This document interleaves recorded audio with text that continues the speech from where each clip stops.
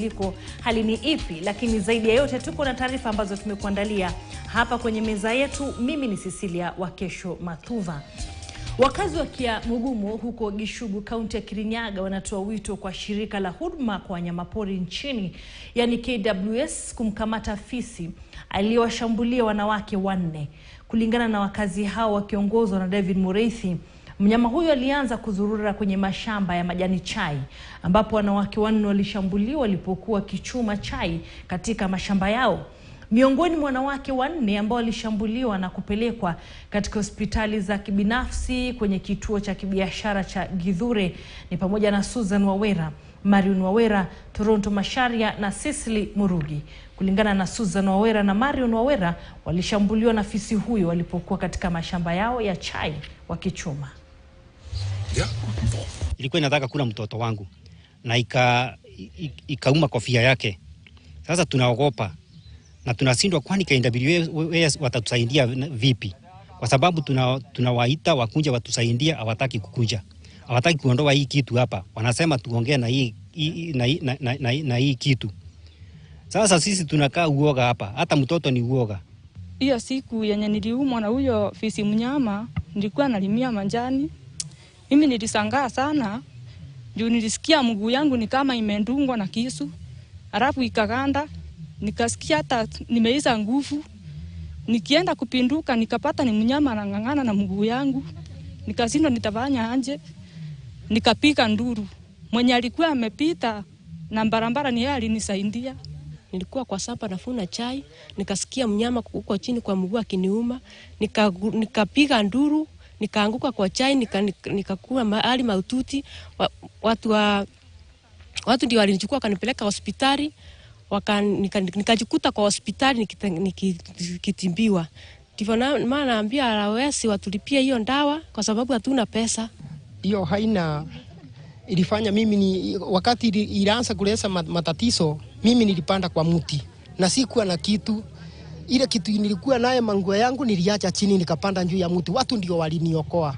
Imetukalia vibaya sana, mpaka watoto tunapeleka shule asubuhi na panga. So at least KWS ifanye kitu, maybe ikuje ijue venye itaishika, irudishe kwa msitu. Isipokuwa ni hivyo, tujipange, tuiue, yenye itakuwa ikue. Haya, bila shaka pole sana kwa wote walioshambuliwa na fisi huyo. KWS, kibarua kiko kwenu. Mtazamaji, nilivyokuarifu awali ni kwamba katikati ya jiji la Nairobi kumekuwa na mvua tangu hapo jana usiku kucha, leo kutwa, na hivyo basi tupate taswira ya jinsi mambo yalivyokuwa. This time we've had flooding in this house since last evening at 7 p.m. and right now is around 1 p.m. So we've been underwater for that long. And it's a difficult situation because what has happened is that with the heavy rains, the effect of the constructions and people not honoring and respecting the bylaws of this city now have come to hit us. Hatujakuwa tukiuza kitu juu ya mvua, mara maji imekuwa ikijazana hapa, inakuwa inatu affect such that hatuwezi uza kitu chochote hata kidogo. Unaweza pata umekuja hapa kutoka asubuhi mpaka jioni, unarudi kwa nyumba bila chochote. Serikali Ruto, please our president, tusaidieni. Na naibu rais Rigathi Gachagua amewataka viongozi wa kanda kuiga Kenya katika kukataa mipaka iliyoainishwa na wakoloni na kuruhusu Afrika isiyo na mipaka yoyote kufikia eneo huru la biashara la bara Afrika. Gachagua amesema kuwa kuondolewa kwa vizuizi vya kibiashara kutaimarisha biashara isiyo na mshono na aina zingine za mwingiliano bila mpaka, na hivyo basi kufaidika kwa undugu wetu.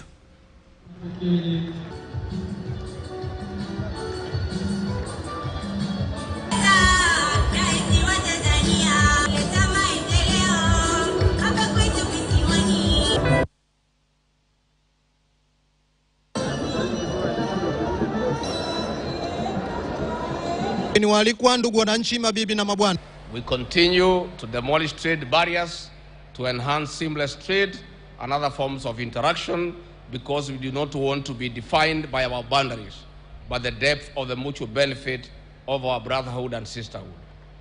We reject being defined by boundaries of colonialists. That is why Kenya has removed visa requirement for Africans visiting our nation. We want to grow beyond the borders of our country because there is no more to gain in breaking boundary barriers than closed-door policies. A visa-free region is also an enabler to the African Continental Free Trade Agreement, which Kenya and the United Republic of Tanzania are party to. Indeed, Tanzania is our leading export market, but we can do more in balancing trades. Na kwingineko ni kwamba wakazi wa eneo la Angurai Kusini sasa wameapa kusitisha mpango wa PMI wa kukabiliana na malaria uliopangwa kuanza Jumatatu tarehe 13 mwezi huu, huku wakazi hao wakisema kwamba iwapo hawatazingatiwa kwenye kazi zao za kawaida basi watapinga mpango huo. Wakizungumza na waandishi wa habari katika zahanati ya Aboloi ambayo ni kitovu cha utekelezaji wa mpango huo katika kata hiyo, vijana wenye hasira walifunga vyumba vyote vilivyokusudiwa kuwahifadhi wafanyakazi wa mpango huo, wakisema kwamba ghala zao zinahitajika kwa ajili ya zoezi la ufukizaji.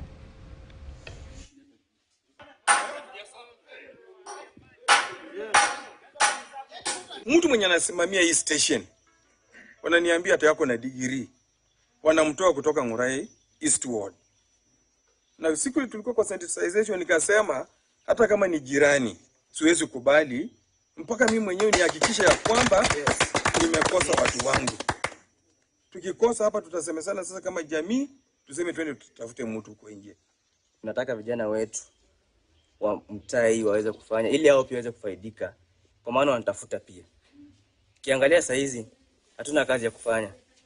Vijana wengi hawana kazi ya kufanya na wameamua kujiandikisha kutafuta.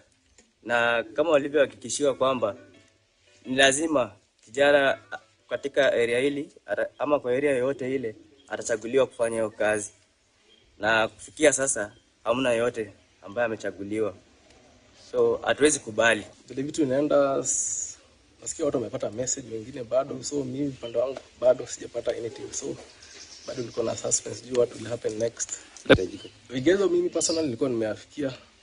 Sioni kama kuna kitu ilikuwa inafanya nisi qualify kwa hiyo process ama hiyo program. But sasa tunashangaa, nimekaa hiyo muda yote sijaona message, sijaona any reaction. Actually inaleta ile hali ya mshike. So sasa ndio tunaigundua kwamba ati kuna wenye washaletwa hapa na ni watu si watu wetu wa hapa. So unaona hiyo, as per my understanding, kituo kama hiki kiwa kwa area inafaa isaidie watu wa area. Hospitali kama hii inafaa isaidie watu wa area. So kazi kama wali hata kwa advert walikuwa wamesema kwa wa hiyo region Angurai South hivi na hivi. Na tuelekee Narok ambapo viongozi wa kaunti hiyo ya Narok pamoja na makundi ya usalama wameendelea kulaani mauaji ya hivi majuzi ya Mwanasarovea pamoja na watu wasiojulikana katika eneo la K24 viungani vya mji wa Narok.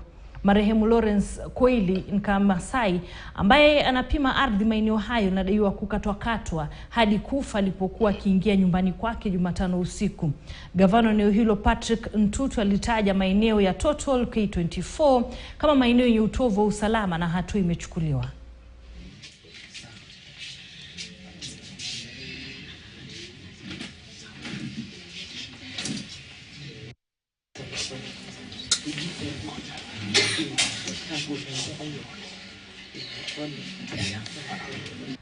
Inaonekana kwamba kuna watu fulani either number one wametoka kwa kaunti zingine wamekuja kuleta hiyo ukora ambayo sisi hatukuwa naye. Tunaielewa hii town yetu imeanza kupanuka na watu wengi wameanza kukuja hapa kwa kufanya biashara, kwa kufanya mambo zingine nyingi, lakini kuna wakora ambayo mimi kama gavana wa kaunti siwezi kubali kama ni watu ambao wametoka mbali kuja kufanya visa kama hizi. Na tunataka kuomba serikali iangalie na ichunguze hili jambo.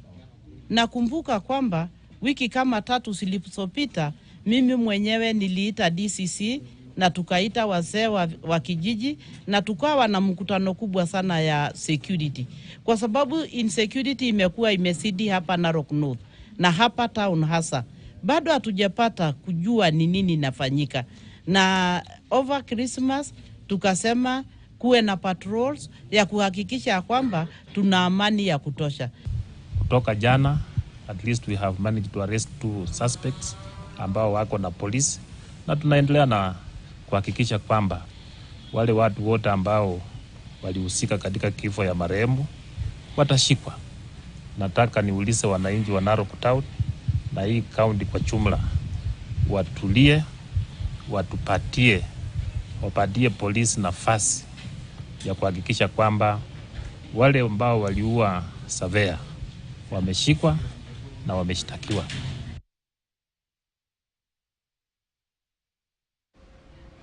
Gavana wa kaunti ya Turkana Jeremiah Lomurkai leo amezindua hazina ya elimu ya kaunti hiyo ya kima cha shilingi milioni 534. Hazina hiyo iliyoanzishwa chini ya sheria ya hazina ya elimu ya kaunti ya Turkana mwaka 2023. Inalenga kutoa ufadhili wa kifedha kwa wanafunzi wasiojiweza kwenye kaunti nzima. Serikali ya kaunti hiyo imetenga pesa hizo kwa hazina hiyo kwenye mwaka wa fedha 2023 mwaka 2024. Gavana huyo aidha alifichua kuwa 30% ya hazina hiyo ambayo ni shilingi milioni 427 zimetengwa kwa ajili ya masomo. Asante.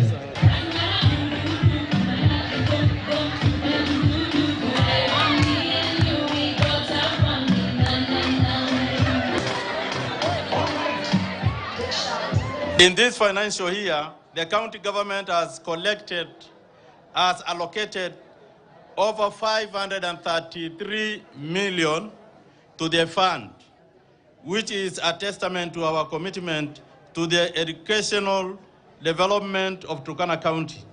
Of this amount, 80%, equivalent to 427 million Kenya shillings, is to provide bursaries. That's an increment of about 100 million or over 90 million of the other one. Hii ni kuonyesha Waturkana ya kwamba kweli katika uongozi huu kuna matarajio mema katika masomo yetu, katika masomo ya Waturkana. Na ndio maana tumeita wazazi, tumeita wanafunzi wakuje washuhudie na pia tusikize kutoka kwa washikadau ni mambo gani ambayo wanapitia. Tusiwe tumekaa tu katika maofisi na kumbe mambo yanatendeka kwingine. We are grateful as a university because this one goes in hand in transforming the lives of the Turkana people and even changing the socio-economic development agenda of this county. Enda kuwahimiza walimu wakuu wa shule za upili waweze kubali watoto wote wawe shuleni na hizo pesa ziweze kutumika vizuri. Hasa wale wanafunzi ambao wanatoka katika hali duni, ambao wazazi wao ni masikini zaidi. Tusalie na masuala ya elimu ambapo zaidi ya wanafunzi 20 wa shule ya sekondari kutoka maeneo bunge ya Bureti ama eneo bunge la Bureti ambayo elimu yao ilikuwa hatarini kutokana na ukosefu wa karo sasa wamefaulu kuripoti katika shule zao kupitia ufadhili wa mbunge Kibet Komimgoi. Akizungumza katika nyumba yake ama katika boma la mmoja walionufaika huko Bureti, Komimgoi ameelezea dhamira yake ya kusaidia wanafunzi mahiri lakini wenye mahitaji makubwa kutoka kila eneo ndani ya eneo bunge hilo. Mbunge huyo alitaka hazina ya jimbo hilo kutoa mara moja fedha za mfuko wa maendeleo ama hazina ya CDF, akishikilia kwamba jukumu lake kubwa katika kutatua changamoto zinazohusiana na elimu ni kufadhili wasiojiweza. We want to pray to God that this provision that has been given by the Kenya Kwanza government in promoting education, that we continue to uplift those who are low and those who are really needy to be able to go to school. It is not only UKBET that we are going to promote. We are also making sure that all our children who will be in school and have applied for bursaries receive their bursaries and in time. And we want to ask the government to release those bursaries so that the children who are going to school will be able to remain in school, to continue in school, and to make sure that they study well to be able to promote their families. In fact, most of the parents in our sub-county are going through a lot. There's no money. In fact, most families are so vulnerable, whereby you find the pupils, they do well, but they don't join the high schools. But this is a noble initiative where we appreciate our area MP for whatever efforts he's making. Therefore, I appeal the national government to release the NG-CDF funds so that they'll be dispersed to schools. Kule Kisumu, uavyaji wa mimba bado ni kidonda sugu katika kaunti hiyo, ambako wakazi wangali na imani kwenye dawa za kiasili kwamba ziko na uwezo mkubwa wa kuavya mimba. Japo serikali ya kaunti pamoja na washiriki wengine wamewekeza kwenye vita dhidi ya hulka hiyo, bado yapo mengi ambayo yanastahili kutekelezwa. Kunradhi. Bramwell Buri anatusimulia baadhi ya visa vilivyoishia mauti na mikakati ya kukabiliana na uavyaji wa mimba katika kaunti hiyo. Katika kijiji cha Kamoso, Nyakach, kaunti ya Kisumu, tunakutana na Jane Obiero. Ni nyanyake marehemu Sela wa miaka 19. Amejawa na upweke na majonzi baada ya kumpoteza mjukuu wake kwa njia tatanishi. Inadaiwa Sela aliyekuwa mjamzito alimeza dawa za kuavya mimba na kwa bahati mbaya akaaga dunia alipokuwa akipokea matibabu kutokana na athari za kitendo hicho. Nikauliza huyo mama, "Ni nini?" Mimi nasikia ni nini? Nini mbaya? Ni Sela ameenda hospitali akaaga huko. Kilomita 20 kutoka kwa mama Obiero ni boma la Mary Aluoch. Masaibu yake ni sawa na aliyomkuta mama Obiero. Alimpoteza mkaza mwanawe wa miaka 27 kwa njia hiyo hiyo kwa kujaribu kuavya mimba. Nikamuuliza, unasikia aje? Ati tumbo inaniuma kabisa na nadhani tu nipeleke hospitalini. Kuingia nikasikia mtu analia kule ndani. Hebu nisaidieni. Nikasema si huyu ni mama nani? Si huyu ni Mary. Kuingia hapo nikapata mtu amebleed ile mbaya sana. Tena alikuwa amechoka, alikuwa shachoka tayari. Akasema hii hata ifai akae hapa, nimpeleke tu usi. Mumewe marehemu John Oduoch anasema mkewe alikuwa na ujauzito wa miezi 2 alianza kuhisi maumivu ya tumbo kwa takriban wiki moja, na maji yalipozidi unga akafariki akipokea matibabu hospitalini. Oduoch anakiri kuwa hakuwa na ufahamu kuhusu mimba ya mkewe, kwani muda huo alikuwa bado yuanyonyesha.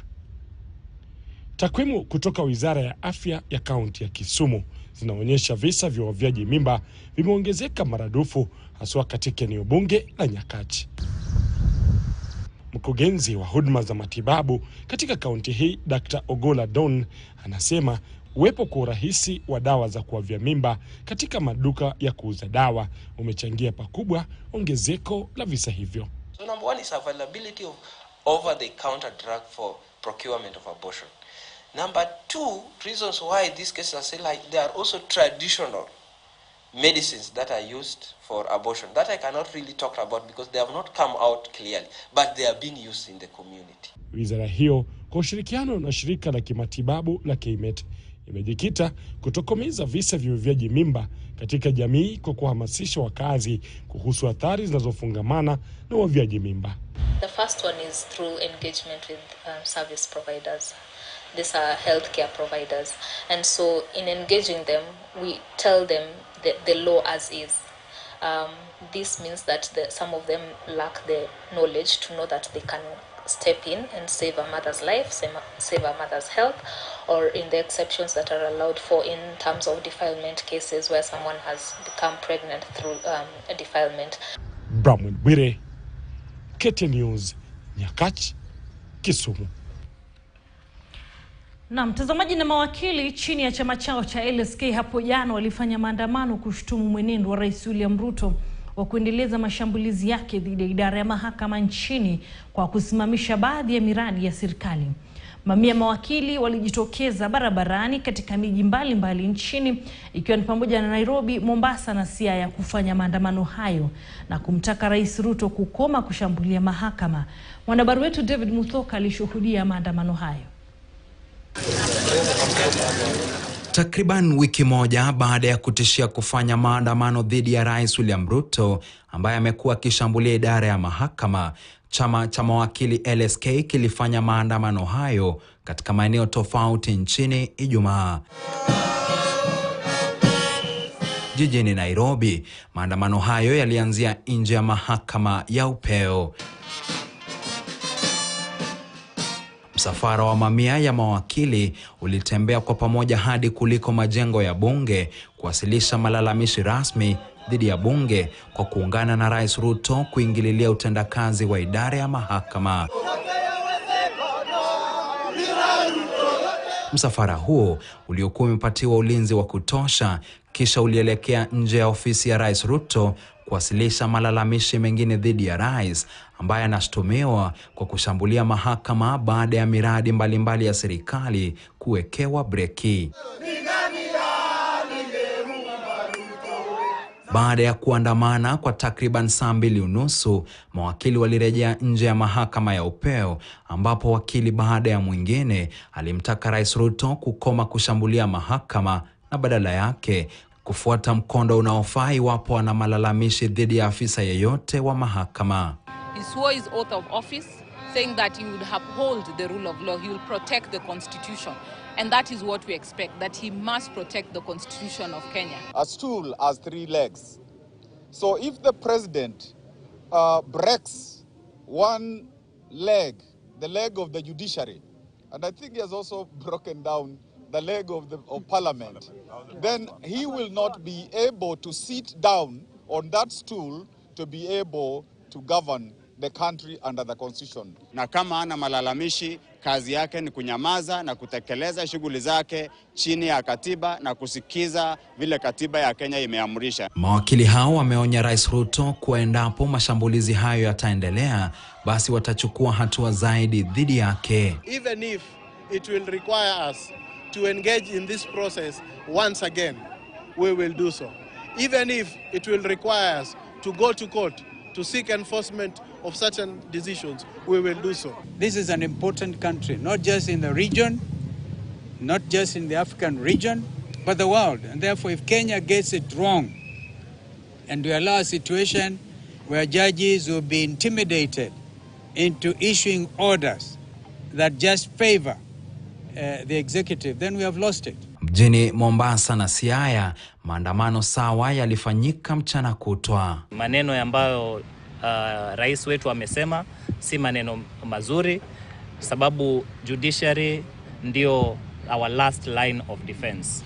And any state organ or any state officer under the illusion that they will willfully disobey the court orders and of course violate the constitution will be met with full force. Baadhi ya wanasiasa wa upande wa serikali hata hivyo wameshtumu maandamano hayo wakitaka mawakili kuachia serikali nafasi ya kufanya kazi. This road must be dealt with. So we are going to deal with corruption in the judiciary, we are going to deal with corruption in the executive, and we will make sure that we talk about the corruption also in the legislature. The Law Society of Kenya ati wanafanya maandamano against the president, na yule mkubwa yule mtu ambaye anatembea nao ni Kalonzo Musyoka. I would like to ask the Law Society of Kenya, differentiate yourself from the political class. Maandamano yote yalifanyika kwa amani bila vurugu. Msafara wa chama cha mawakili LSK ulianzia katika majengo makuu ya mahakama ya upeo, kisha ukaingia katika barabara ya City Hall, ukaelekea katika barabara ya bunge, ukaingia katika barabara ya Kenyatta palipo na ofisi ya rais na naibu rais, ukaingia Taifa Road, kisha ukarejea tena katika majengo ya mahakama ya upeo. David Muhoka, KTN News, Nairobi. Na mtazamaji, taarifa ya David Muthoke na niruhusu nitamatishe taarifa hizi za Mbiu Weekendi, lakini mengi zaidi ni mwendo wa saa 1 kwenye KTN Leo Weekendi. Mimi naitwa Cecilia Wakesho, endelea kutazama. Kwa heri.